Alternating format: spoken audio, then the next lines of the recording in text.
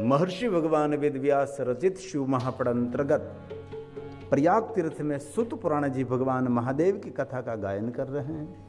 ब्रह्मलोक में स्वयं ब्रह्मा जी नारद जी को भगवान महादेव की कथा कहते और स्वयं शिव जी भवानी को कथा कह रहे हैं, और भगवान नंदी के ईश्वर सनत कुमारों को भगवान महादेव की कथा सुना रहे और सनत कुमारों भगवान महर्षि वेद व्यास जी को कथा कह रहे हैं। एक स्थान पर कथा नहीं हो रही, बहुत सारे स्थानों पर भगवान की कथा का संवाद हो रहा है। कथा जीवन की औषधि है, कथा श्रवण करनी ही चाहिए। ऐसा मैं नहीं कह रहा कि 24 घंटे कथा श्रवण करो, आपके पास जितना समय है, लेकिन सत्संग जीवन का अमृत होना चाहिए। जीवन के लिए एक अंग भी कथा होनी चाहिए। कथा वो वृद्ध व्यक्ति सुने, ये तो ठीक है, श्रवण करें, उसको मंगल होगा, शुभ होगा, लेकिन जिनके पास बहुत बड़ा भविष्य है उनके लिए कथा सबसे बड़ा जीवन का एक मार्गदर्शन है, आध्यात्मिक मोटिवेशन है। ब्रह्मा जी ने नारद जी को कहा कि नारद, आप तो सब कुछ जानते हैं, परंतु भगवान विष्णु जी ने आपको कहा, इसीलिए आप मेरे पास कथा श्रवण करने के लिए पधारे हैं। तो ब्रह्मा जी स्वयं ने कहा कि हे नारद, आप तो सब कुछ जानते हैं। आदि पूजा भगवान महादेव की है, और एक बार सभी ऋषियों ने सुत पुराण को पूछा था कि हे सुत पुराण जी, इस विश्व में पहले किसकी पूजा हो रही थी और किसने पूजा का प्रारंभ किया? सुत पुराण ने कहा, मेरे सदगुरु भगवान महर्षि वेद व्यास जी ने मुझे कहा कि प्रथम किसी की पूजा नहीं हो रही थी, कोई अवतार परंपरा नहीं, कोई संप्रदाय की परंपरा नहीं, कोई विचारधाराओं की परंपरा नहीं। तब निराकार स्वरूप भगवान महादेव के लिंग स्वरूप का पूजन हो रहा था। और हम सभी जानते हैं, करोड़ों साल प्राचीन भगवान महादेव का शिवलिंग है। कोई अवतार की हमने कल्पना नहीं की थी, अरे कोई मूर्तियों की हमने कल्पना नहीं की थी।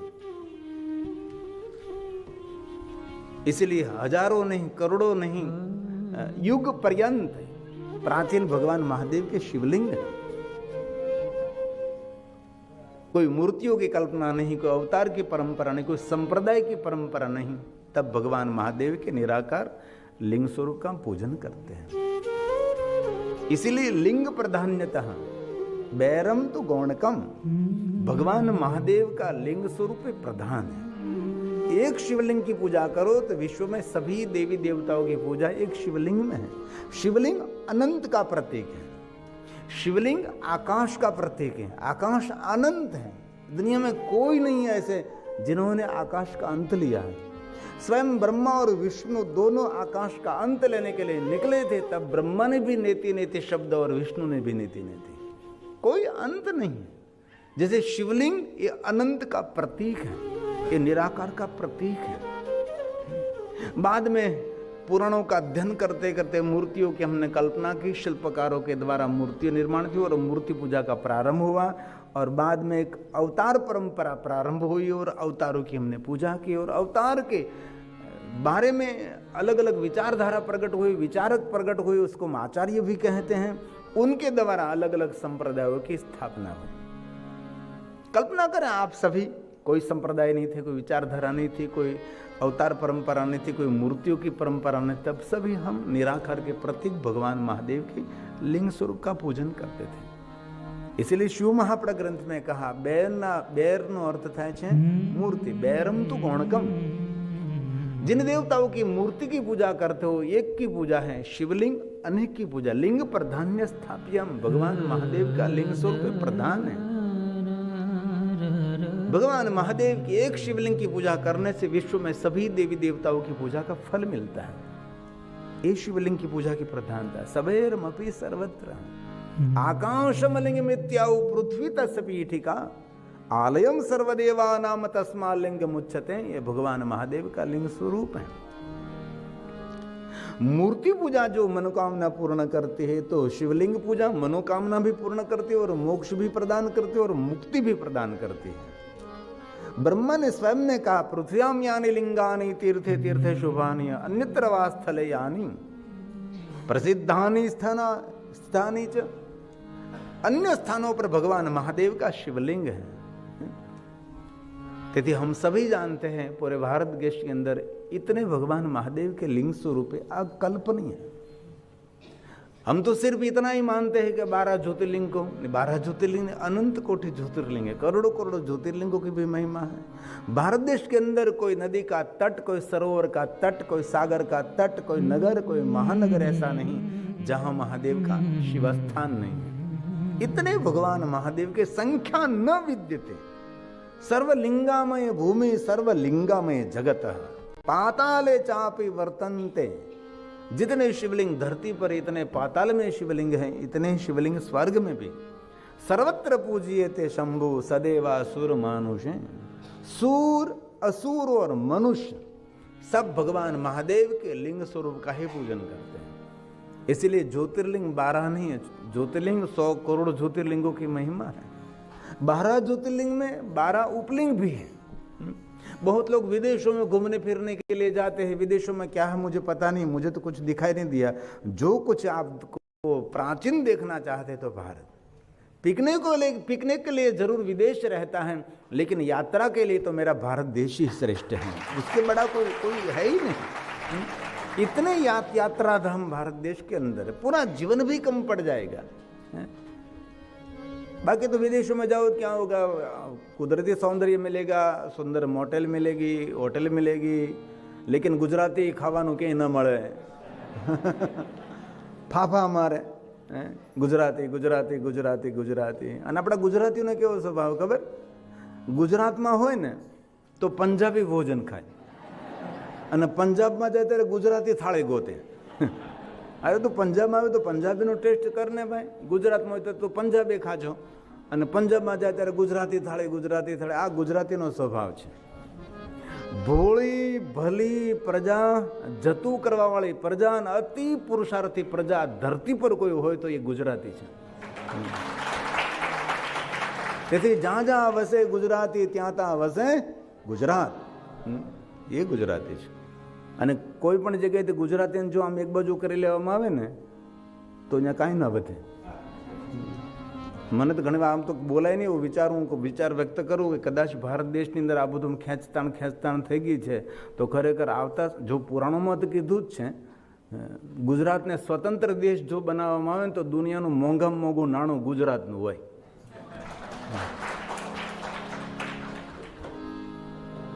અને સમૃદ્ધ દેશોને પણ ગુજરાતમાં આવવા માટે લાઈનમાં ઊભું રહેવું પડે। એ આપણું ગુજરાત, અને એ આપણા ગુજરાતના છીએ એટલે આપણે ગૌરવ કરવું જોઈએ।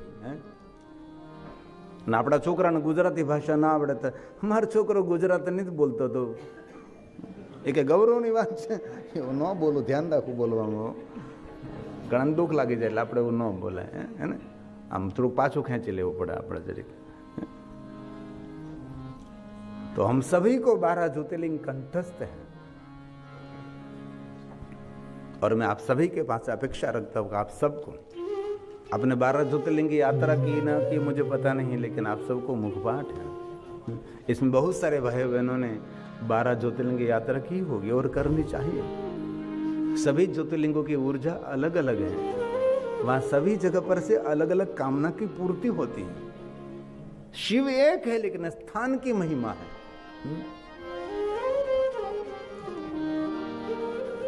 इसीलिए 12 ज्योतिर्लिंग आप सबको कंठस्थ है।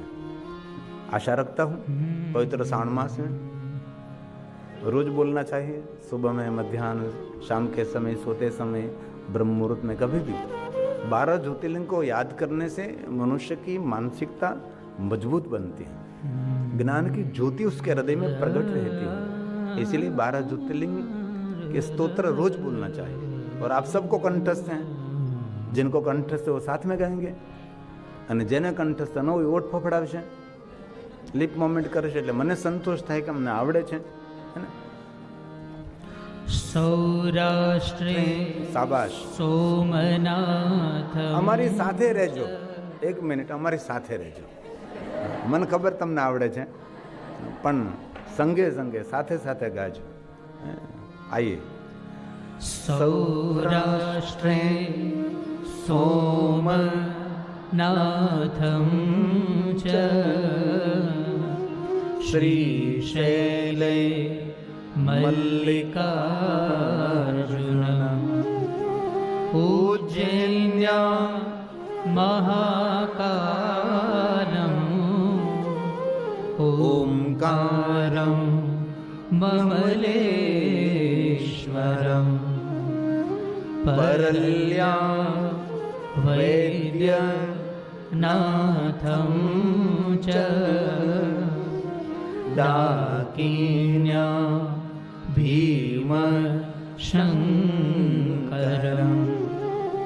सेतुबन्धेतु रामेशं नागेशं दारुकावने वाराणस्यां तु विश्वेशं त्रयम्बकं गौतमी तटे हिमालये तु केदारं घोषणेशं च शिवालये एतानि ज्योतिर्लिङ्गानि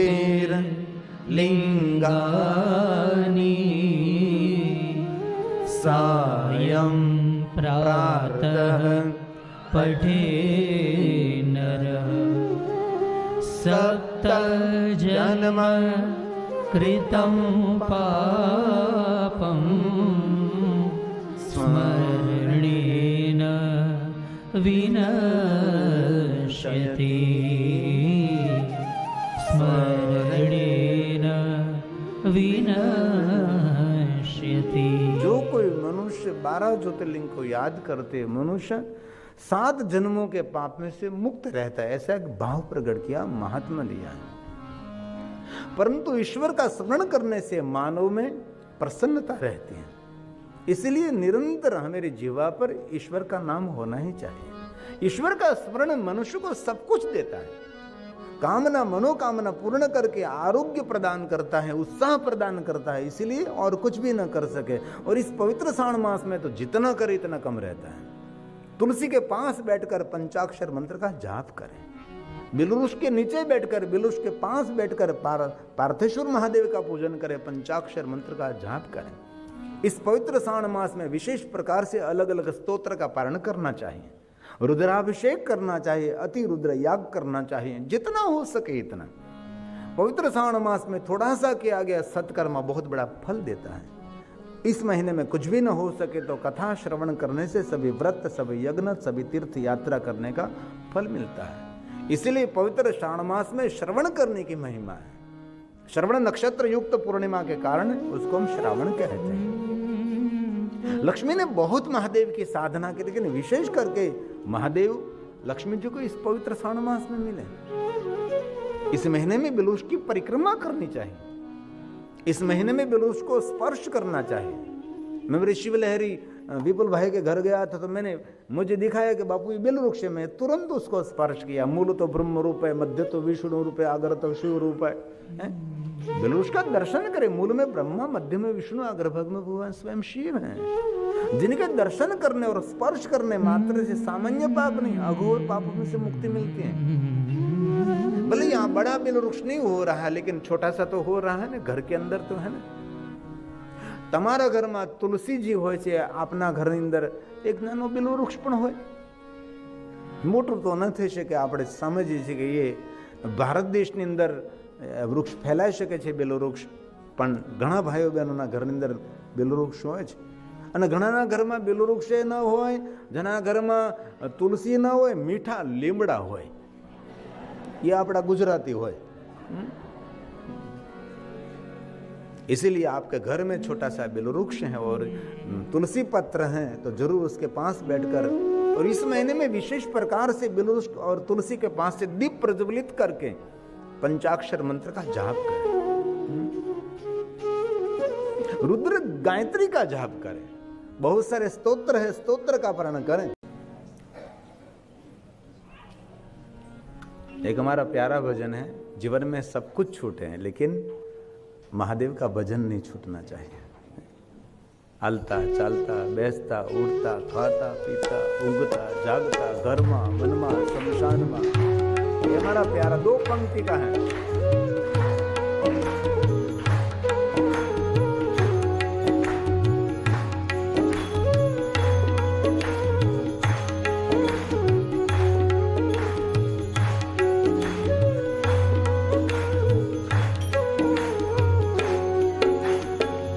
महादेव मुझको देना सहारा, महादेव मुझको देना सहारा, कहीं छूट न जाए नाम तुम्हारा, कहीं छूट न जाए नाम तुम्हारा।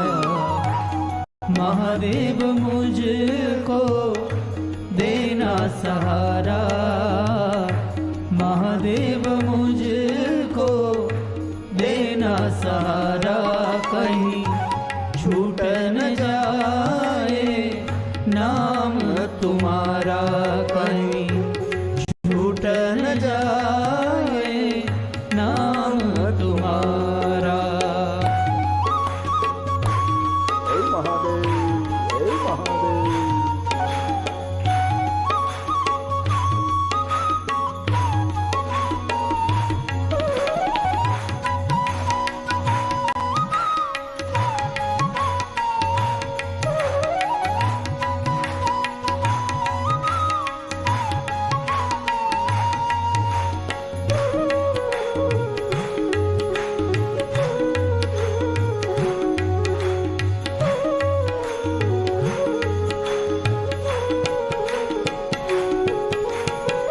तेरे रास्तों से हटाती है दुनिया, इशारों से मुझको नचाती है दुनिया।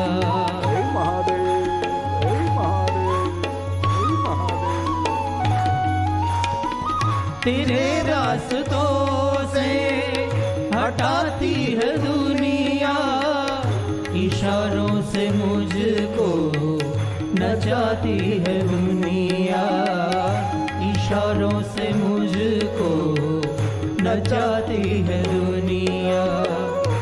समझू न जग का झूठा इशारा, समझू न जग का झूठा इशारा, कहीं छूट न जाए नाम तुम्हारा, कहीं छूट न जाए नाम तुम्हारा।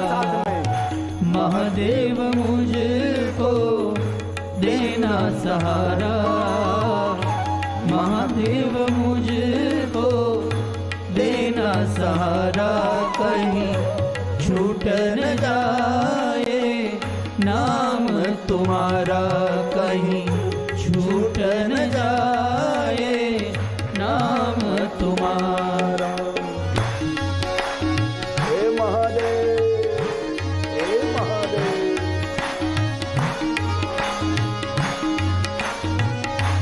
बाबा को याद करें, जीवन में कोई फरियाद नहीं रहेगी जो महादेव को याद कर रहा है। महादेव महादेव महादेव महादेव महादेवेति कीर्तनात् सर्व पाप हरम परम।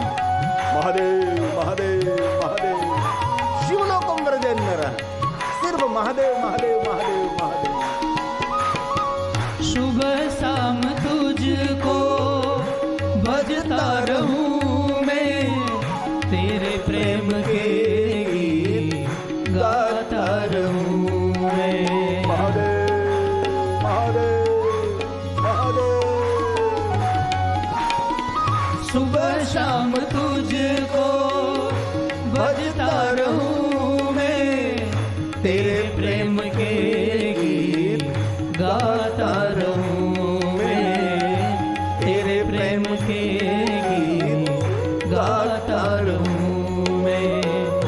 गिरी कहे तेरा नाम जग से निराला, गिरी कहे तेरा तेरा नाम जग से निराला कहीं छूट न जाए, नाम तुम्हारा कहीं छूट न जाए, नाम तुम्हारा।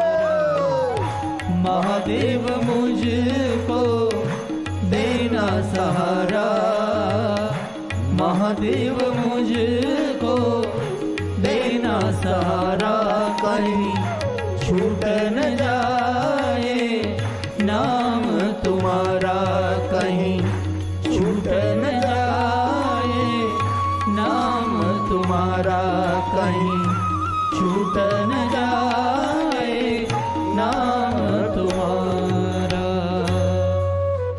ब्रह्मा के मन में एक दिन चिंता प्रकट हुई। ब्रह्मा जी चिंतित हो गए और ब्रह्मा जी ने संपूर्ण देवलोक को आमंत्रित किया। देवता भी आए, देवगण भी आए, पूरा ब्रह्मलोक सबसे उपस्थिति दिव्य होने लगा। और सभी देवताओं ने देखा कि ब्रह्मा जी चिंतित क्यों हैं। सभी देवताओं ने बहुत भाव और आदर के साथ पूछा कि ब्रह्मा जी आप हमारे पिता हैं और हम सभी आपकी संतान हैं। आपके चेहरे पर थोड़ी सी चिंता व्यापी है, ऐसा मुझे हम सबको दिखाई दे रहा है। क्यों चिंतित हैं? तब ब्रह्मा जी ने लंबी श्वास लेकर छोड़कर ब्रह्मा ने कहा कि देवताओं, मैं आपका पिता हूं। और पिता का निजी स्वभाव रहता है, उसका पुत्र उसकी पुत्री कितना ही सामर्थ्य उनके पास है लेकिन चिंतित रहते हैं। बेटा और बेटी कितने ही महान है लेकिन उनके आगे तो छोटी ही रहते, कितनी पढ़ी लिखी है। ये मेरी बेटी है वैदेही। बहुत सारे बच्चों का ऐसा होता कि मेरे पिताजी को कुछ भी गुजराती में कहीं खबर नहीं पड़ती मारा पप्पा नहीं की। घना बार कोई हमसे मम्मी ने कहे कि मम्मी तने कहीं खबर पड़े, तारी मम्मी ने अंग्रेजी नहीं आवड़ता लेવું तो हमजे ने कहीं खबर नहीं पड़ती। तारा करता दिवाળી એને વધારે જોઈ છે હે। ઘણા બાળકો પોતાના મા બાપને એમ કે પપ્પા તમને ખબર ના પડે, અત્યારનો યુગ બદલી ગયો છે।